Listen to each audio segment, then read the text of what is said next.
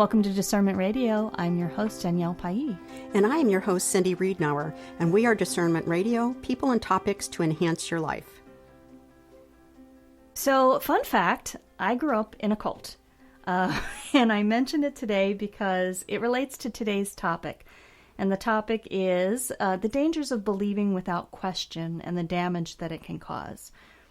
You know, in my case, without going into too much detail, because it's not really important to the discussion, what I can tell you is that it was responsible for really ripping my family apart. You know, my dad, while he was born into a poorer family, he was a great businessman. He ended up earning a good living, but died poor and in debt in large part because he donated an exorbitant amount of money to the church because he believed the world was going to end before we actually needed it for things like college and retirement.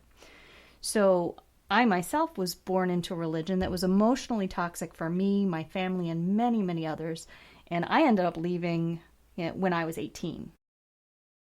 So side effects of having belonged to a cult may include poor self-esteem, poor decision-making skills at an early age, being incredibly socially awkward, having difficulty understanding what's normal and healthy in relationships, being rebellious and doing everything just because you can once you get out, and being hypersensitive to criticism, which gets back to the whole self-esteem thing. And I'm not talking about textbook, I'm talking about my personal experience. Wow, that is a very serious, heavy subject. So what was it like being in that? Well, you know, if it's all you're used to, you don't realize how stressed you are till you get out of it. So when I first left, it was like an unbreakable Kimmy Schmidt moment, like, holy fudgesicles, I get to do whatever I want, be whatever I want, think whatever I want. The only problem is I had absolutely no idea who I was or what I thought. You know, I was 18 and it felt like the first day of my life. And at that moment, you know, you feel completely alone because, as you might expect, cults do a great job of socially disconnecting you from the rest of the world. You know, your family does a great job of, you don't talk about personal stuff outside of the family. So even after you leave, you're still like, what can I say? You know, and in reality, there were people around me. There were friends in school. There were family members that I could have called on. But when you're so used to keeping everyone at arm's length and told nobody's going to understand, you know, you learn to kind of keep quiet. So what did you do? How did you do it? And how did you find the fortitude to do it? So initially, I didn't want anything to do with religion, or I didn't want to hear anything about spirituality, like, just leave me alone. And I was really, really fortunate. You know, a couple years after that, I happened to sign up for a self-defense class at a local college because I thought, you know, it's a good idea as a woman to learn. And the teacher, who would later become my martial arts teacher for many years, he'd write a sentence from the Tao Te Ching on the chalkboard. And during class, he'd explain what it meant in the context of what we were learning and just about life in general.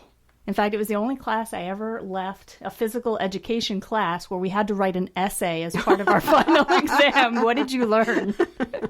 So, you know, all I knew is I left that class feeling more confident and grounded, and I had a fascination for Taoism, which the Tao Te Ching comes from.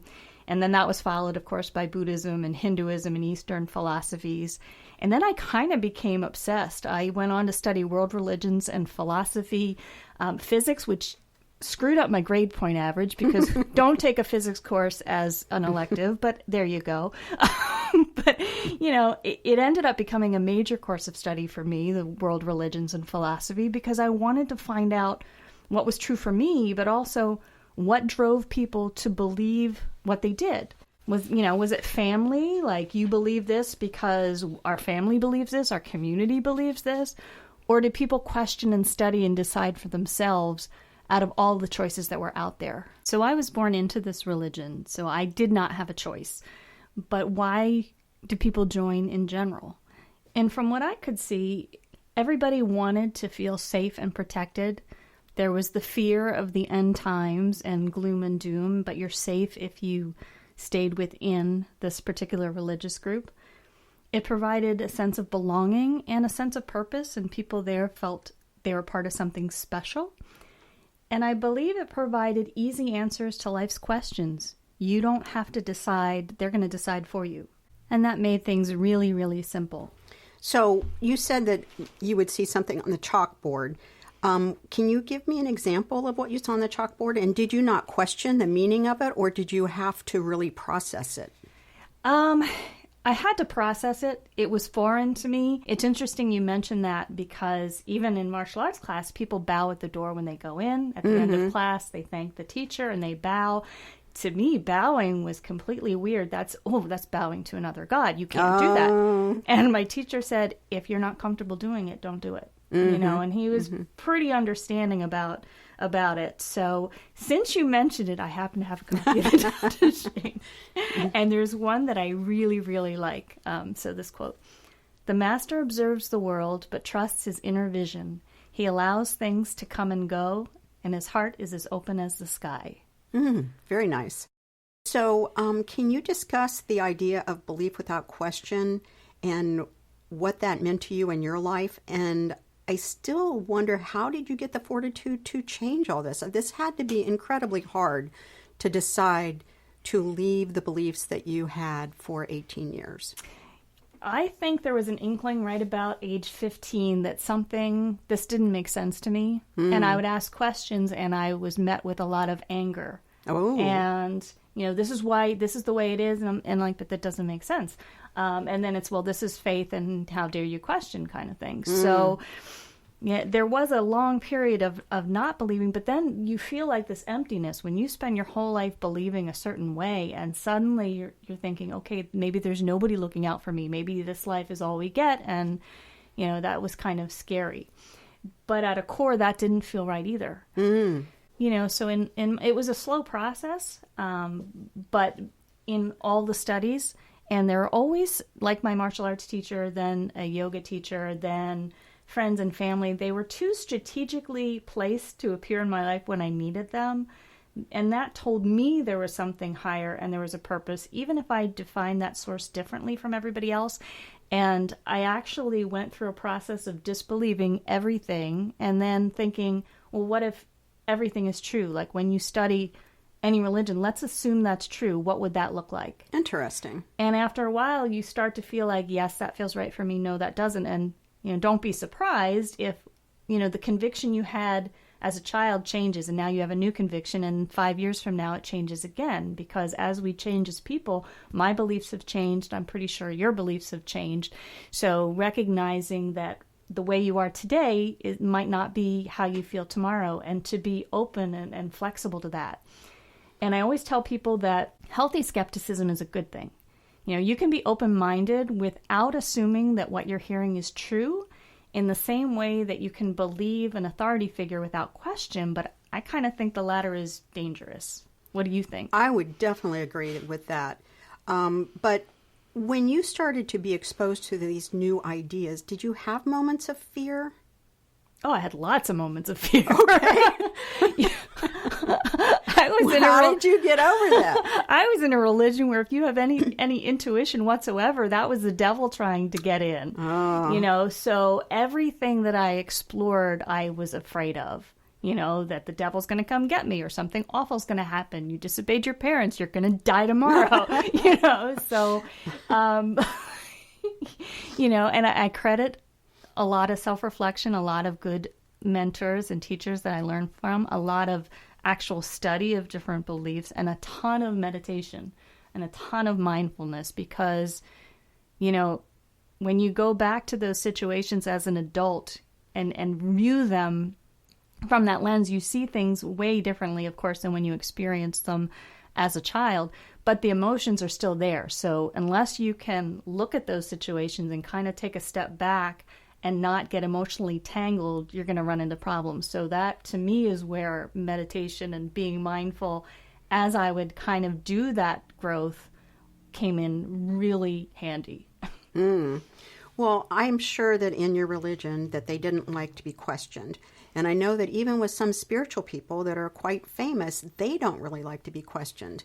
And I have been in certain classes where the spiritual person presented themselves more as a guru who knew all the answers, and you weren't supposed to question that. So how do you feel about that, even being respected as a guru yourself? You know, when I became a yoga teacher years later, there were people in class who I was their guru, that I was their church, because they didn't have anything outside of yoga. And when they asked me a question, I knew my answer was going to become their truth. And I didn't want to abuse that power. You know, yes, you need 3 private sessions a week and must spend $10,000 on my course. You know, that kind of power you don't want. And coming from where I came from, I certainly didn't want to abuse that. That was actually part of the reason why I later became an interfaith minister, because I'm like, I want to be in the position to speak to the person and answer their questions without putting my ideas in their head and letting them figure out their own truth. Mm-hmm. So when you decided to become an interfaith minister, did you have any hesitation at all? You know, this is going to sound trite because everybody says they felt called to do it. I knew I was supposed to study it. I knew, and I still haven't quite meshed what that means, but it was definitely something, you need to do this. So I kind of followed my gut on that. The irony is I don't particularly care for organized religion for myself, but I respect and understand its importance for others. So I consider myself spiritual, you know, but my definition is going to be completely different than a lot of people that I speak to. Mm-hmm. So how do you define being spiritual? Well, for me, I think it's knowing who I am and being true to myself, knowing how I'm connected to a higher source, how I'm connected to those around me. It's having purpose and understanding why I'm here. And sometimes that changes too. You know, you think you know your purpose and you're suddenly taken in another direction. But you kind of have an internal knowing, and you start to trust, this feels right, this doesn't feel right. And you do trust in whatever source, whatever power that is. You know, in my case, I don't think of a God that's out there that I have to say, please, can I have this? Can I have this? Can I have this? I look at it as if we're all expressions of that divinity. So like that. Yes, I can ask, but I'm also a collaborator, so I'm part of that experience. Very nice. I like your that turn. definition. How would you? Well, I see it as being connected to the energy that is outside of us, all the energy of nature, people, their spirit being able to feel love for everything in the universe. That's how I would define it. That's a good explanation. So, Danielle, do you have any anger about what you went through in the past? Not anymore. Now I don't. I understand, my family and the people in the church, many were acting on everyone's best interest. They're going by what they're taught and their life experiences, and their intentions were good. So it didn't happen overnight. It took years for me to look at it objectively and see where they were coming from and understand and lose a lot of anger, not only at them and myself. Because a lot of this, if you grow up in a faith that's telling you how awful you are, yes, you're a sinner, anything you do good is God working through you. Anything you do bad is because you're just awful being. So to be able to have the confidence to like who you are and to forgive yourself for absolutely everything you think you've done wrong since the beginning of time was huge. And once you can accept yourself, it just makes it a lot easier to accept everyone around you and say, yeah, we're human and we screw up. I am still disappointed with some of the leaders who exploited the church. It doesn't feel right. Like, how does a harmful person stay in power that long? So, and that's where you have to believe that it's either happening for a reason, and the reason could be our collective consciousness is making bad choices, and we need to work together to make better choices. But, we're being shown something, so it's what lesson can I take from that? What was I being shown that I want to bring in the future? But from my perspective, and I know many people who are still mad, and I understand. They're still recovering, and I get that.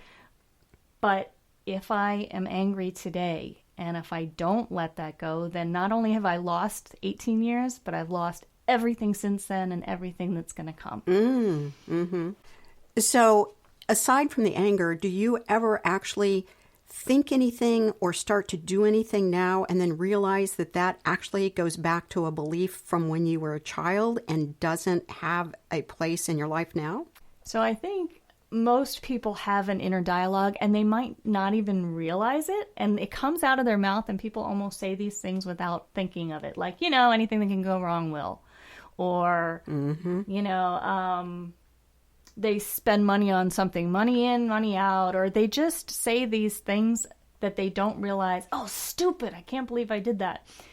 We talk so badly to ourselves. Mm-hmm. We have these beliefs that are so ingrained that we don't necessarily vocalize them, but they're there.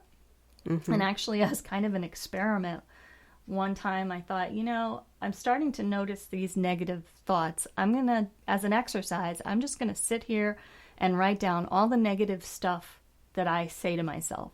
And so for the next 10 minutes, I'm just writing things that I say to myself and think. And I got up to 50 and I thought,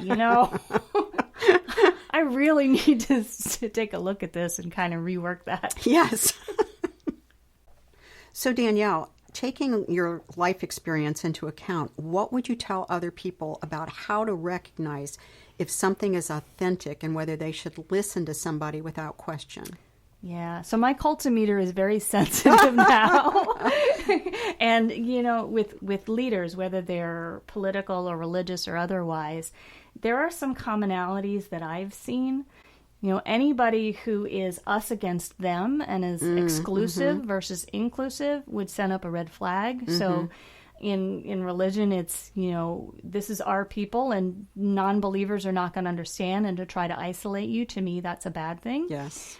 Any message that's telling you how awful you are or how awful somebody else is, and it's not a positive message, would send a red flag.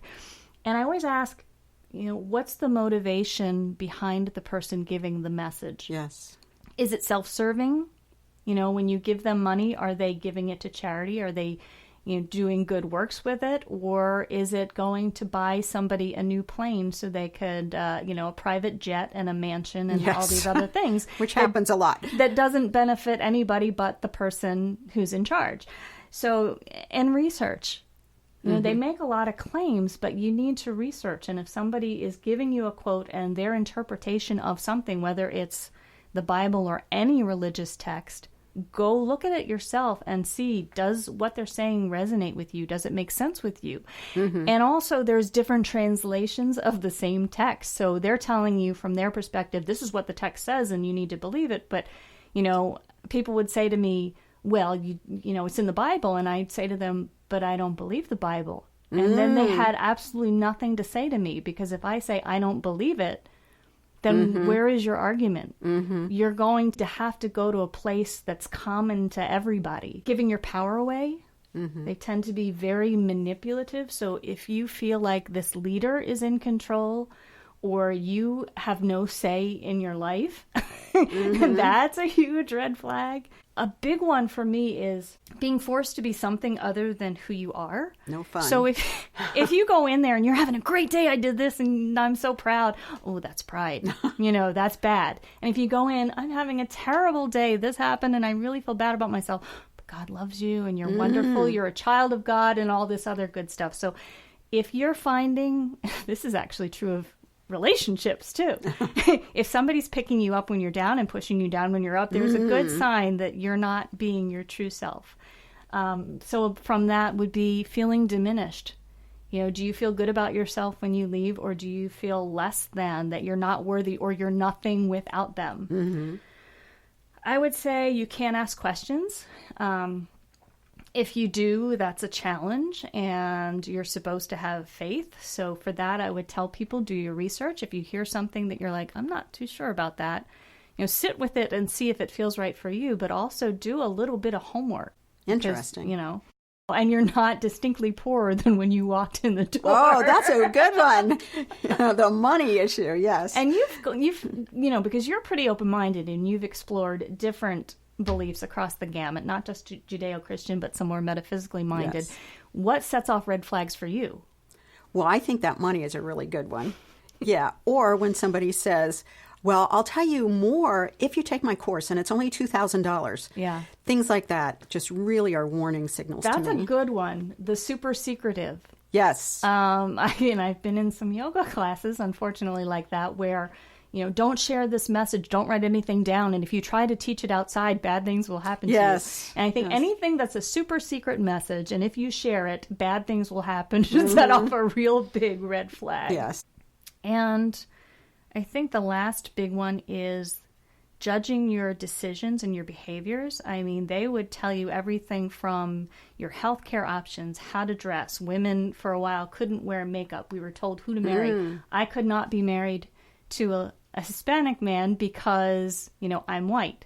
So there was no interracial marriage. They told you who you could marry, what you could believe, what you could wear, whether you could go to the hospital for something or not. So when they're controlling all of your behaviors, huge red flag.